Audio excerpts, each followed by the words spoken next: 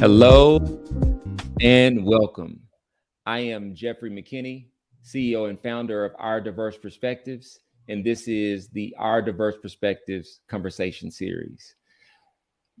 The purpose of this Our Diverse Perspectives Conversation Series is to provide a platform for us to invite others that align with our core values of community consulting, people, purpose, and participation, and allow conversations to take place around how others are participating and how together we envision going out and serving humanity. Today's guest is someone that I've known for, I'm going to say 20, just over 25 years. Yeah, I think we're 26, 27 years in now. And absolutely someone that has been there for me in the toughest of times and the greatest of times. And together we are committed to supporting one another and also supporting humanity. And so what I'd like to do first is jump in and allow Dr. Kellie Martin to give an introduction of herself. And then we're just going to have a conversation around the areas that she's focused on today, and also tie in, kind of what we're doing with our diverse perspectives in our one integration community to be able to make sure that these things are clearly seen and support other business owners and entrepreneurs like Dr. Kellie Martin. Kellie, can you tell us a little bit about yourself? Oh boy, it's always interesting to introduce yourself because when you start running stuff back, it's like, wait a minute. So, I am Dr. Kellie Martin. I received my bachelor's degree in interdisciplinary studies from Governor State University. I got my master's degree in organizational leadership with certificates in business acumen as well as executive performance coaching. I went on to receive my doctorate in business administration from Trevecca Nazarene University. And with all of that education, my matriculation started at the Fisk University, the greatest institution on this earth. So that is where you and I met. That is what happened freshman year. We are classmates. I also went on to receive certificates in diversity, equity, and inclusion in the workplace from the University of South Florida, Moma School of Business. So thank you for having me. Phenomenal. Anytime, my full expectation is that you are here often. I believe that what you have to give, the perspective that people will learn inside of this, 30-40 minute conversations, will be a good reason for us to continue the dialogue and to continue the collaboration. I do want to start off, you rattled off all of this education, these certificates, the doctoral degree. What has been the motivation or the reason why you've pursued those Um, avenues? the reason that I pursued them, so like I love collaboration, which is a part of the reason why I'm always so like welcome and open to these types of conversations because I think that two brains are better than one, four are better than two, and we can get things done quicker and better together when you have different perspectives. So understanding that, let me back up. So if you look at my resume, it is not one where you're like, oh, there's a direct career path where she went from associate to coordinator to director to anything else because life happens, right? So there were periods in my time in the workforce where I had to take the job that I could get. As a single mother, I had to work. So recognizing that and how confusing or how that might be a hindrance in my resume, I decided to identify what transferable skills I acquired from each role and build my resume on those transferable skills and then build my education around those transferable skills to support the experience that I had obtained. So that was a part of the motivation. The other motivating factor is going to be my daughter. So the workforce for it's crazy right right now, and Black women experience corporate traumas significantly more than some of our counterparts here. And I didn't want that for her. I wanted to create a body of work that could be built upon, that additional research could be done on, so that we could find solutions to the issues that are taking place in the workplace. So that was a motivating factor as well. You know, I am glad you backed up and shared it that way. I once had a mentor. I went to, I want to say it had to be 2005 or six. His name was Kevin Walbrick. Shout out, Kev. Kev, what an amazing leader he was for me. We actually sat down and had a conversation. We met in Waco about a year ago, to just kind of talk about what it was that I was building with our diverse perspectives and one integration. And I wanted to share with him how much his mentorship and guidance had, led me to this place, even though we had been disconnected for some time. Back in that 2005, 2006 timeframe, I sat down with him, and he was my manager's manager at the time, but an exceptional inspiration for me. And I asked him, I said, Kev, how do you build your leadership style? And he said, I try to model my leadership style after Christ. And I was like, can't argue with that. I, I think that's a good way to see it. I went on then to ask him. I said, I'm young in my career, and I'm trying to figure out what it is I want to do in my career in the future, and what my purpose is, and I'm trying to figure out, how did you go about that? And he said, start at the end, but what you feel like you want to do, be able to do in the end. So let's just say if it's president of the United States or whatever it is, CEO of a company, figure out what skills it takes to be able to do those jobs. And then from there, work backwards. You have to And back as you, yeah, and then as you have opportunities, you look at what skills that you and what opportunities you have to learn from those new roles that may come about, and you decide whether or not it's worth taking based off of what skills it takes to do this thing that you're working towards, when you've kind of mapped it out backwards. And so that's that's what I hear you saying. And I would say in 2018, when I established our diverse perspectives, it was because I felt like the world was missing and lacked value in the diversity of thought and mindset inside of rooms that had influence and power. And what you bring with that diverse background is you bring all of those different experiences, which are invaluable. And so I think all of those different opportunities that you had to shine in, they were a part of the plan. I'm pretty sure of it. And so, absolutely. yeah, I just want to say that because, right here in this moment, you and I both, we've talked about this, and, Yeah, you said you were into building solutions, and that I am. And I think that we are part of addressing some of the issues that we see today. And with that, I want to jump in, and I want to get you to share your perspective on, as it relates to your background and what you look to do in the future. How important, or what role will community play in that? community plays probably the largest role in all of it. I think sometimes we don't all look at community the same, and that's a part of the problem. When I look at community, I see pillars. I see families, neighborhood, church, business, and policing. And all of that. I know we've spoken before about that. When I say policing, I mean policing done the right way. I mean that policing being a part of the community, and not just, you know, abusing authority, but actually taking part in the lives of the children that they see every day when they're patrolling the streets, and actually protecting and serving, not abusing and bullying. Um, so police for what it should have been created for.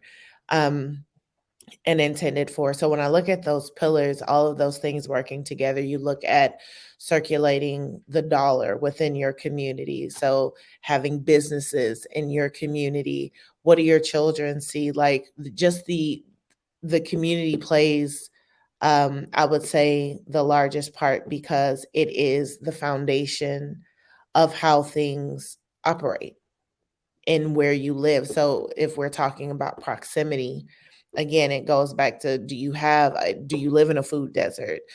Do you have adequate education available for your child, or do you have to sneak and put them into a different district, put them in a charter, or rob Peter to pay Paul for private school? So I think that all of those things kind of factor in. It's interesting that you say that. As you said, we've talked before, and one of the reasons why at our diverse perspectives, we choose to build community and integration and offer the set of services that we do inside of that particular digital space is because of like you said, the closeness and the role that it plays to developing the future. And that all boils down to the subconsciousness of those that are participating or inside of that community. As I relate that back to family, neighborhood, and policing, I can't help but think of Chief. And so I gotta give you a moment to one, give Chief his flowers, uh, because he's definitely earned him. But also talk about what it was like to be able to see policing done in a way that years later you can be proud of. Absolutely. Chief is my father. Chief is now called Chief, Crego, Officer Martin, all of those things. We still have friends that call him Officer Martin. He's been retired probably about 15 years or so by now. Um, but he was a large factor in me seeing what policing should actually look like. My father treated everyone with respect, whether you were a janitor, a worker, or if he was putting you in handcuffs. It still happened, with respect. He still allowed you to have your dignity, and because he wanted the best for you too.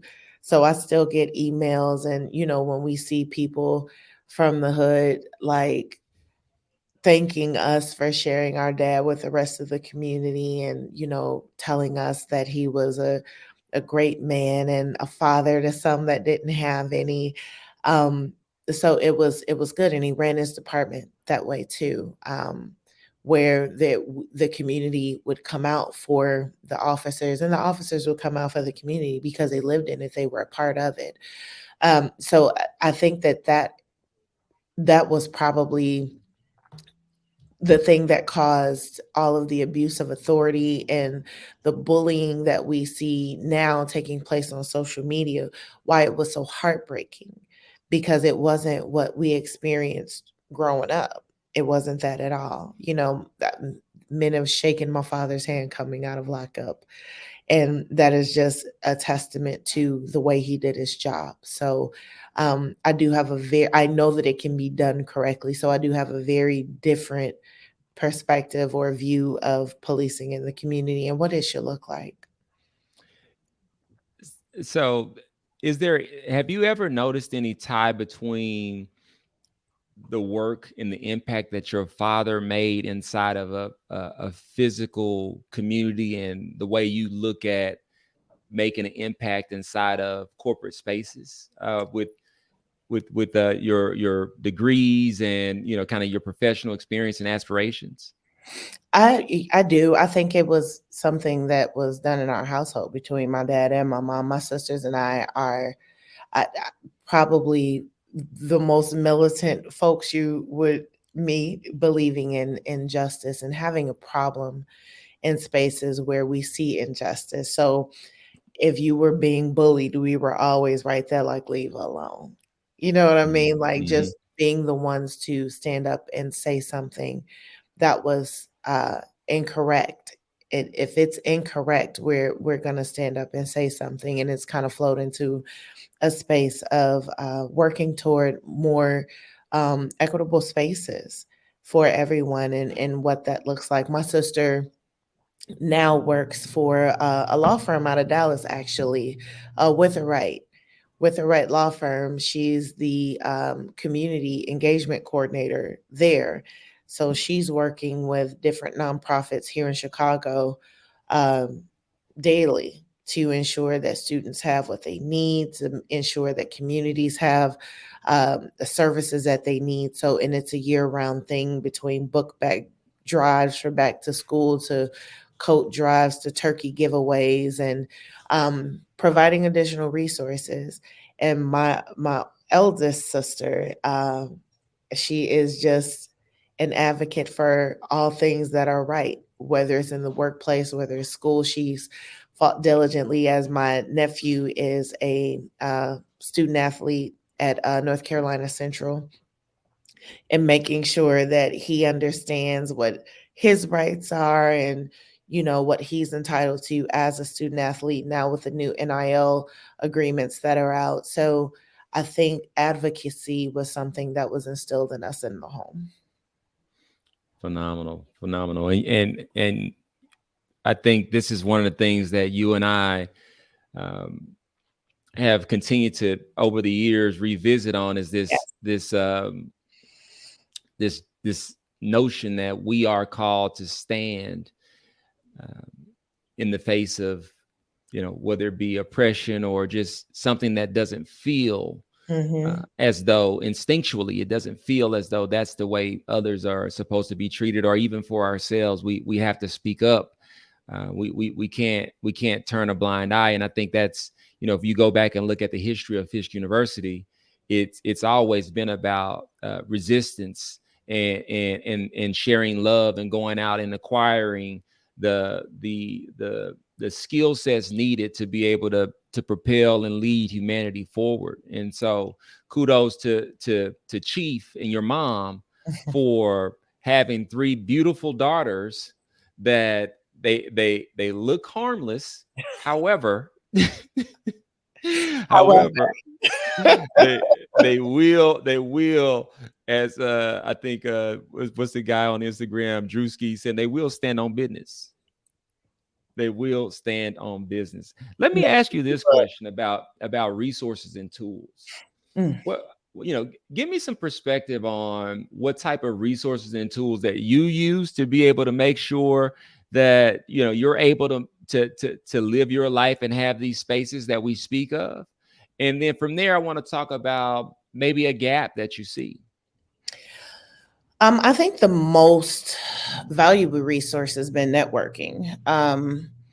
Again, going back to that we're better together space and having people who know your plight and know what you're working toward and what they're working toward, and kind of weaving those purposes together as needed to build a solid foundation for what we're all trying to do, which is make things better. So one of the things that I hate LinkedIn. I really do. But LinkedIn is so useful for finding people in your industry, mine specifically being diversity, equity, and inclusion, and strengthening your network. So, in strengthening your network and connecting with people or like minded people in that space, then you have the ability to obtain more tools, keep you current on the trends and updated on things that are changing, help you understand a little bit more about what's going on in different spaces that you may not have been aware of. So I think that networking is a very useful and the most valuable tool and resource that you can have, and just connecting with people. It's the connectedness. The other is authentic leadership. When you look at authentic leadership and being able to be yourself and be who you are in that space, building the trustworthiness within within your realm of people and the things that you believe. I think that that's a great resource also, because when you are able to do that and be who you are and say, hey, this is not right, other people know that it's okay to stand up and say it's not right also. So just being yourself, being your best self, and leaning into your network, I think, are the most resourceful tools. So this to me is at the heart of what we build. A large piece of the strategy is around creating a more effective way to do exactly that. Right now, you speak of your perspective on LinkedIn. It's pluses and minuses, and then you also talked about earlier about the reality of social media, and you mentioned the word bullying. You know, I made a post yesterday on Facebook, and I asked, where does one go when they need help? Where do we go? Who do we talk to? Who do we reach out to? And one of my friends actually reached out to me from high school. Shout out Kimberly Cox. And she actually checked on me, and I was feeling down in a low place. There's a lot of challenges out here that we're looking to overcome, and I expect those types of challenges when I'm moving into this purpose that I've been created for. And so it's one of those things to where you expect it. However, it doesn't change the fact that it's still very, very heavy. And so, right now, when you talk about the network and the connection, one of the things that I'm noticing, because I share these things in various social spaces, there is an anxiety or perception that people feel like they can't support one another outwardly. And so, can you talk to us about you're a member of the One Integration community. Mhm. You've joined. You see what we have going there. You see the energy about it. You realize what it means to have an algorithm that is built based off of your rhythm, where you get to choose what it is that you want to see and you want to be connected to. Do you believe that approach to that differs from social media, in that this is responsible social, what we call resposal? Do you believe the resposal media approach makes a difference? And if so, what type of difference do you think that would be? I think responsible makes a difference, and it should actually be something implemented early on, right? So, like nowadays, Jocelyn's going to be 16 in a few weeks here. Well, next week, actually, next Tuesday. She's going to be 16. I would have loved her introduction to social media being responsible, so that she entered it with a level of responsibility first.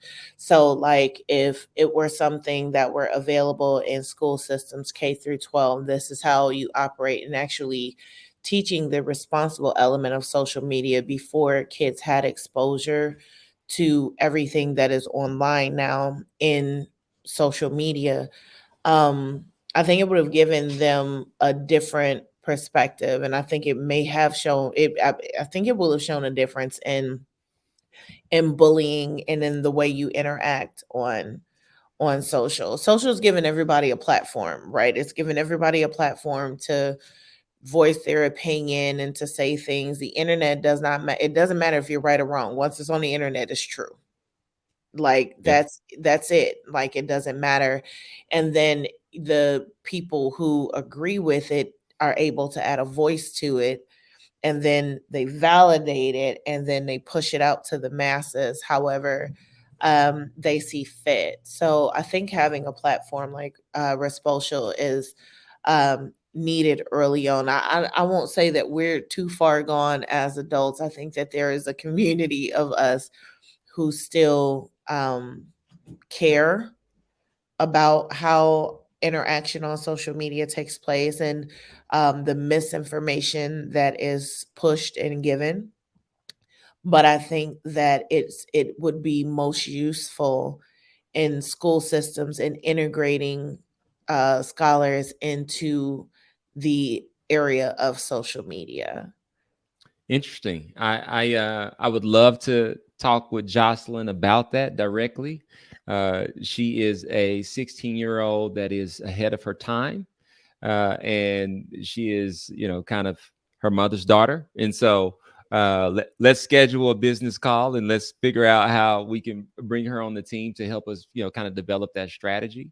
I would agree that when you talk about there's a community of us, And when you say us, I'll define that as, those that have entered the workplace, those that of us that have responsibilities, those of us that have experienced seeing uh, the lack of accountability in corporate workspaces. We've experienced and we carry the traumas of that lack of accountability that we've had to bear. I believe that particular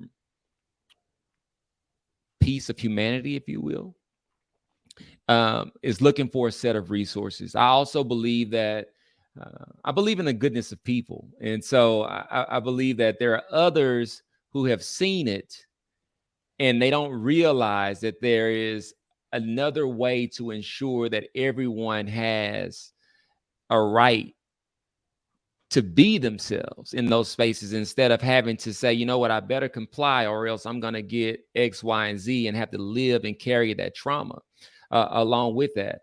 The question I would have for you specifically around this topic is, what do you think the risks are to corporate spaces if these types of communities are not offered, fostered, and these resources are not made available, like in the short term? Turnover, lawsuits. People are going to start leaving. I think one thing that COVID did very well was put some things into perspective for a lot of people. There was a surge in entrepreneurship. There was a surge in that, and it was the birth of quiet quitting, where people who were not happy decided, okay, I'm not doing the above and beyond anymore. You're going to get exactly what my job description says while I work on another plan to get out of here. So when you're looking at what happens to corporate spaces when those needs aren't met, and when people really realize that I don't need you. You know what I mean? They've gone into spaces of, I don't need this. I don't need to put up with this. I'm not going to do this anymore. And they go and they find their way. They leave and they find their way, and it leaves HR and senior management teams completely confused. I've seen entire executive teams leave within 3 months. It's interesting that when we speak about, the need to address this, what we've seen, and it indicates in your answer is that people don't believe that there's a way inside of that environment to get an answer or to drive accountability. And you talked about people just quietly quitting or going into entrepreneurship. I think about, that for myself has been a very, very I don't know what the right word to call it is. It's not for the weak. It's for those that are committed and probably more driven by pain to address a solution, and it's probably their purpose, because you see many times people start a new side hustle or whatever the case is, and it doesn't grow for more than that, because I believe that purpose is also driven by discomfort. And so for those of us inside of the systems that haven't reached that point, and that we're going forward and we go get another job, does that really stop or prevent that trauma from happening to the next person? I would say no. No, it doesn't stop the it from happening to the next person. What it does is sometimes makes it harder on the next person, or it encourages the next person to do the same thing. To become, Mhm. to evolve, because that's what they see prevail. And so that's the reason why, from my perspective, we talked about it earlier in the conversation, Oh my we bad. are to build solutions. And so if we are to build solutions, this is one of the things that we have to address. And so at our diverse perspectives, we highlight the opportunity for entrepreneurs, small businesses, in large enterprises to the opportunity for them to improve as it relates to how they minimize risk. You talked about lawsuits earlier. Minimize those risks, but also being proactive in creating a world-class workplace and culture. And so in those scenarios where you've seen business leaders that actually prioritize people, what differences have you seen? People stay. They're happier. They produce better. Southwest has an amazing model where they actually believe in taking care of their internal customer. Taking care of your internal customer, they then turn around and their internal customer takes care of their external customer, and everybody loves Southwest, even though it's a cattle call, get into a seat, and yeah. I do. I do. If I can get Southwest, that's where I'm going. So, but it's also because of the service. You don't hear about a lot of people having these awful experiences um, at Southwest, because that is something that they've prioritized. Now, I'm not saying that Southwest doesn't have DE&I issues, because they do, and I can't say that they're necessarily working on them the way that they should, but the blanket principle of taking care of your employees increases profitability, because now your employees are taking care of your customers. So all the stakeholders are happy, right? You got your shareholders who see the increase in the profits. You got your employees who actually enjoy coming to work and love what they do, and you have your clientele, your customers, your external customers who would prefer Fly Southwest over any other airline. So that is a model I think that a lot of organizations need to kind of take on. What I'm seeing though a lot lately, especially in DE&I, it's a box checking thing. You know, I saw a meme the other day that said 2020 and 2021 have ended, so DE&I efforts have now kind of gone down, because that was the big spike, right? During instances with George Floyd and some of the other tragedies that we were able to witness online.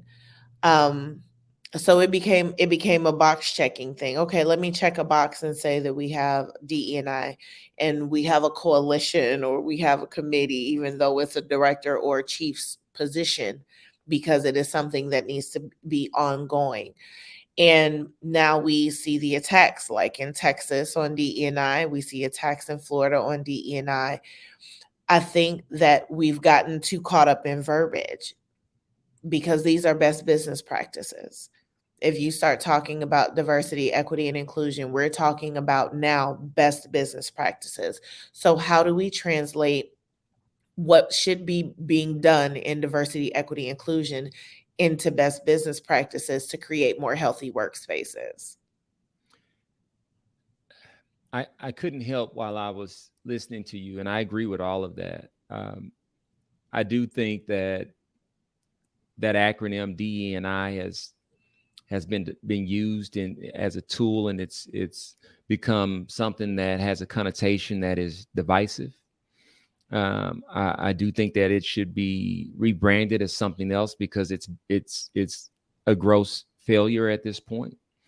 I do believe that the spirit behind it, which is to ensure that employees of all backgrounds have an opportunity to participate in contributing to the the phenomenal growth and performance of whatever the company's goals are.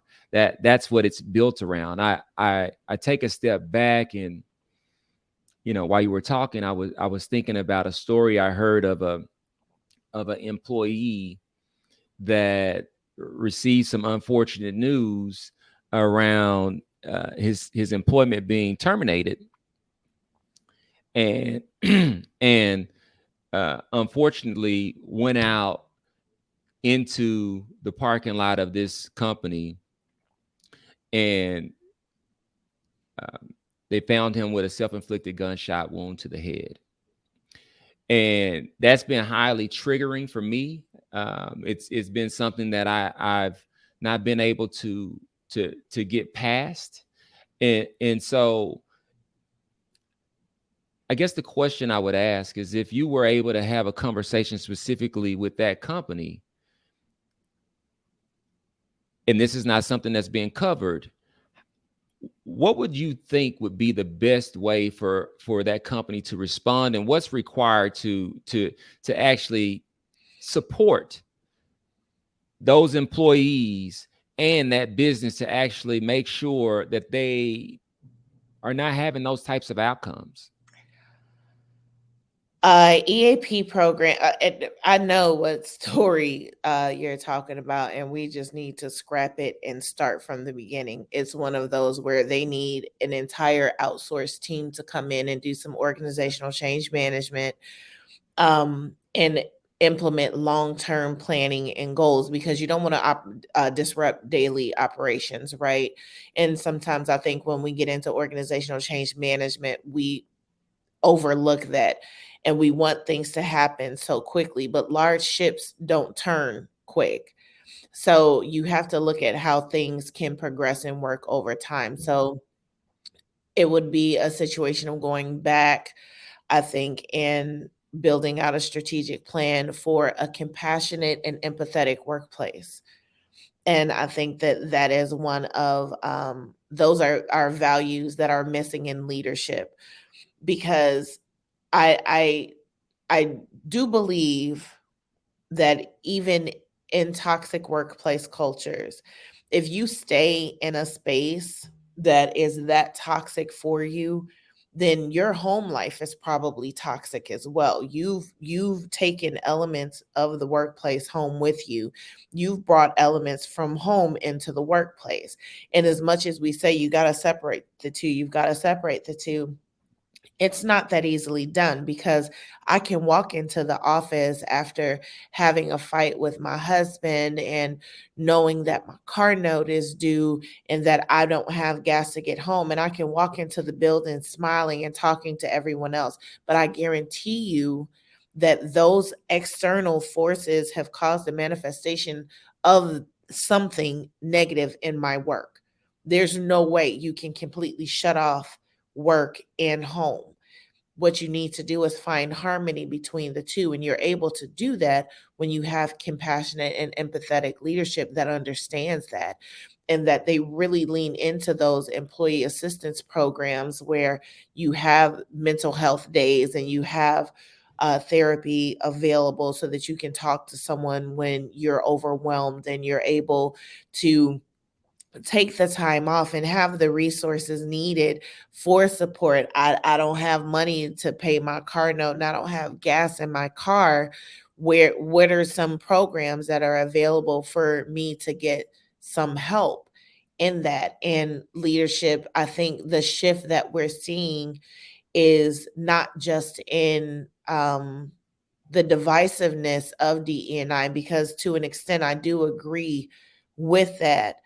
But I think that the shift is happening in leadership values and the types of leadership that are being promoted. So we're not just looking at autocratic styles, or, we're looking at a space of leadership where companies are now leaning more into strategic leadership development, which to me is mentorship, sponsorship, and succession planning. And they're looking to have leaders who speak the language, who speak to the people, who know their audience. And I think that that is what is probably most important. I created a online course, a ARCIS course for the American Association of State and Local History, and it's a DE&I course for the workplace. However, what I did was I intertwined those principles of diversity, equity, and inclusion again into best business practices to increase profitability, and lower retention in workplaces. So it's more the company has to make money. We get it. That's the bottom line to it. But what we have to understand is how the company is making money. What are the driving forces behind that, and that's your staff. So if you don't have a leadership that genuinely cares about Tamika having to work from home today because her 4-year old is sick and she can't send her to school, then you're gonna have a problem if you don't understand that.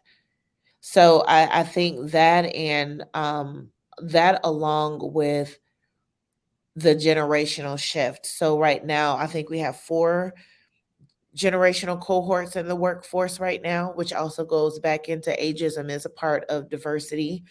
Um, when you look at the shift in leadership, now CEOs aren't 50 and 60 years old anymore.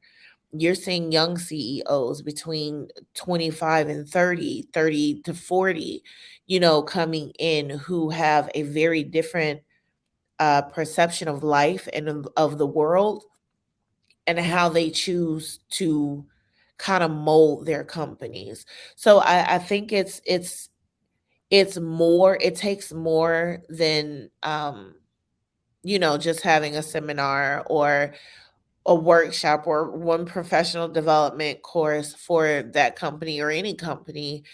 And it takes more than just bringing in grief counselors for other staff members who may have witnessed or knew this person or worked with this person.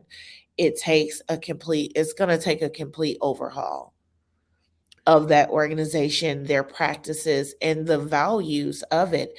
And even more than that, hiring new staff that are aligned with these new people to kind of have a culture shift in the organization. You know, I have to say that, I've worked for some of the largest organizations in technology over the last 18 years, and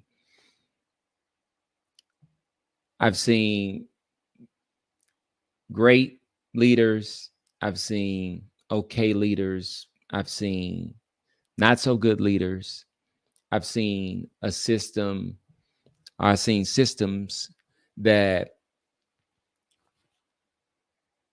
promote and protect those that um, don't treat people fairly. I've even, you know, witnessed people stand up to those systems and try to make sure that they don't move forward as a victim, and that they could be a hero in their own story. And in the end, what I've come to see is that, by the use of an NDA, or whatever tool that they have, that there's little progress made, or a little action taken from the learning of someone sharing with, whether it be employee relations or HR or CEO, that this is this is my experience, and so we want to make sure that this doesn't happen to anyone else. It, Sometimes, from what I've seen, that doesn't drive a change or a different outcome. And so, with you knowing what we're doing with our diverse perspectives around technology, human capital management, business development, supporting entrepreneurs and small businesses, also with you having a good understanding of the resources that we're providing to everyday people and humanity through one integration in our community and our set of social services. What would you say is the greatest opportunity for this strategy to be able to leave a legacy and make a change for business owners and employees? I don't know that there is a specific strategy. I think that what we're discovering is that it's not a one size fits all type of situation, that there has to be customization for these different types of strategies and for improvements. I think that the biggest or the best strategy that we can kind of lean into our organizational health surveys, where you turn and you get a third party to literally review and ask the questions that need to be asked, so you can find out what people are really thinking and what people are really feeling within the organization. So I think that starting there, so you can get a true assessment and figuring out how to start, where's the starting point. You have to know exactly where you are so that you can get where you're trying to go. So I think that there are a couple different ways to kind of go about it, but I think we have to stop with the blanket strategies that have worked in corporate. Like, so okay, so because it's worked in corporate, we're going to make sure, or because it's worked for Walgreens, we're going to do it for Walmart. And you could have a totally different demographic working in those spaces, and what worked at Walgreens may not work for Walmart. And just understanding that you have to assess where the organization is before you start doing anything. I couldn't agree more. I think you and I, we could, and we have talked for hours and hours about this. The beautiful thing is that you and I are committed to partnering, collaborating, and moving this needle forward and going out and driving change. Um, the last question that I would ask is how can our diverse perspectives support you in your purpose?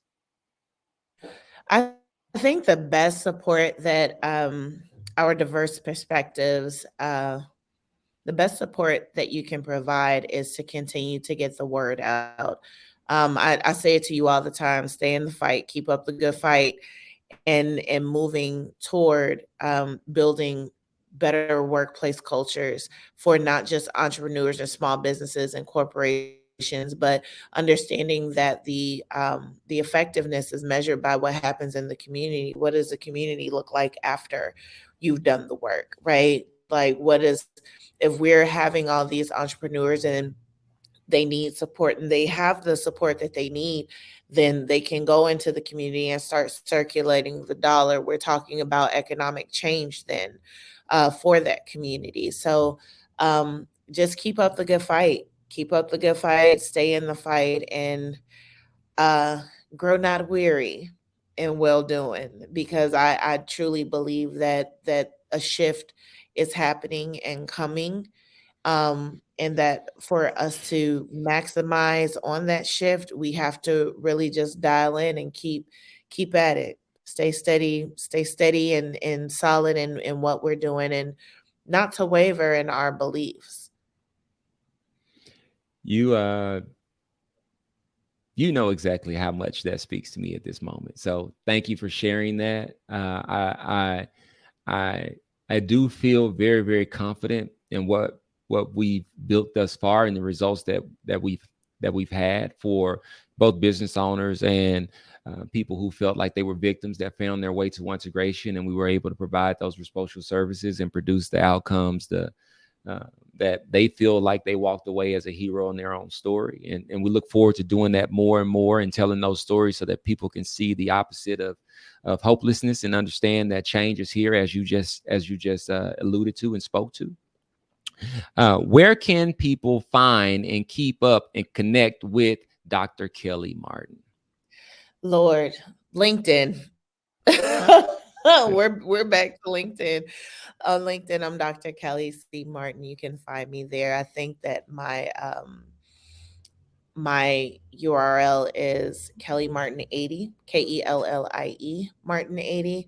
And I am on Facebook just as Kellie Martin, IG Dr. Kell underscore Bells, BELLES. So I'm around.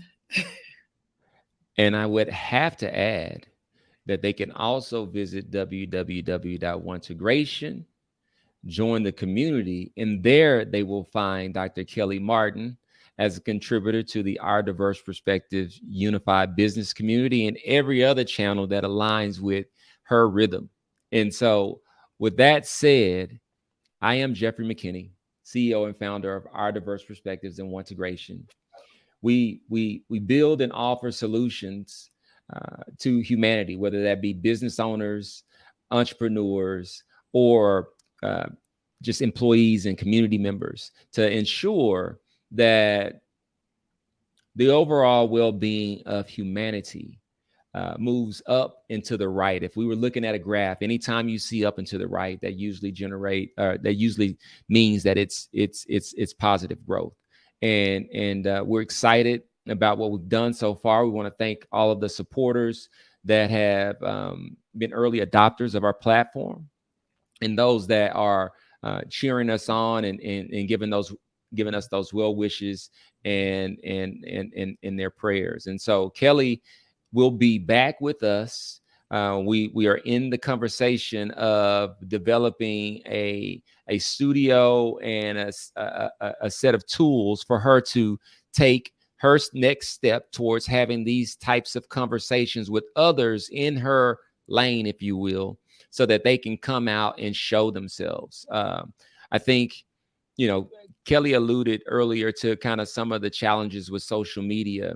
The evolution is now where you're going to go from being able to say things that you don't necessarily show and demonstrate to now inside of Ontegration, and people that are down with Ontegration, you'll be able to see us out in the community serving and doing great works. And if you don't see a testimonial from us or anyone else, don't believe it's real.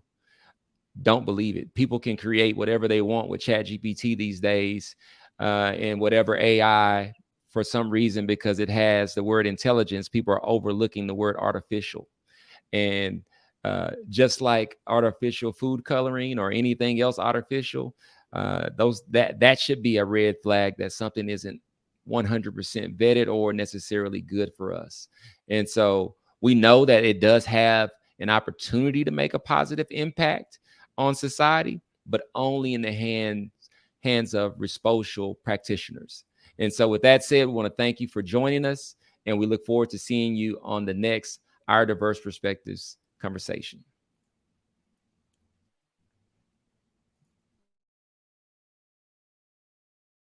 At Our Diverse Perspectives, we focus on supporting business owners and entrepreneurs so that communities prosper. To learn more about how we can support you, please visit www.ourdiverseperspectives.com. Sign up for your evaluation today.